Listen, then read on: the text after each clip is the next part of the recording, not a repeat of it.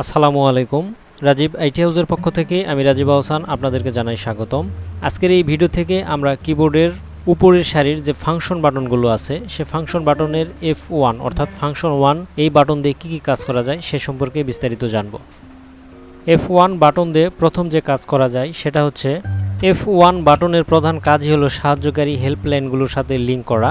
অর্থাৎ আপনি কোনো প্রোগ্রামে অ্যাক্টিভ আছেন এবং এমতো অবস্থায় কিবোর্ড থেকে যদি F1 বাটন প্রেস করেন তাহলে সেই অ্যাক্টিভ থাকা প্রোগ্রামের হেল্পলাইন ওপেন হয়ে যাবে।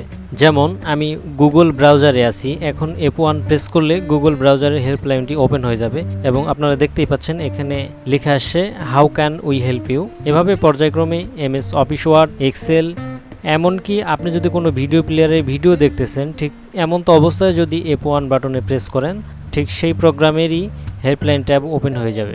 মোট কথা F1 বাটন প্রেস করলে যে কোনো ব্রাউজারেরই আপনার হেল্পলাইন স্ক্রিন ওপেন হয়ে যাবে।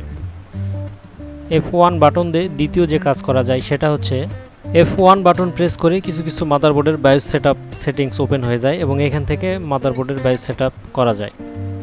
F1 বাটন দিয়ে তৃতীয় যে কাজ করা যায় সেটা হচ্ছে সিমোস সেটআপে প্রবেশ করতেও F1 বাটনের ব্যবহার করা হয়। মূলত সিমোস হচ্ছে মাদারবোর্ডের কম্পিউটারের চিপ, যেখানে তার উদ্দেশ্য হলো প্রসেসর এবং অন্যান্য হার্ডওয়্যার উপাদান যেমন hard drive, USB port, sound card, DVD card এবং আরও অনেক কিছু আছে যাদের মধ্যে যোগাযোগ স্থাপন করতে সাহায্য করে।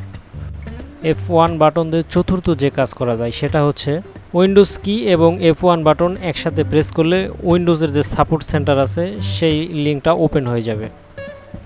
F1 বাটন দিয়ে পঞ্চম যে কাজ করা যায় সেটা হচ্ছে shift plus F1 button press করে মাইক্রোসফট ওয়ার্ডে রিভাল ফরম্যাটিং অপশনটি ওপেন করা যায়।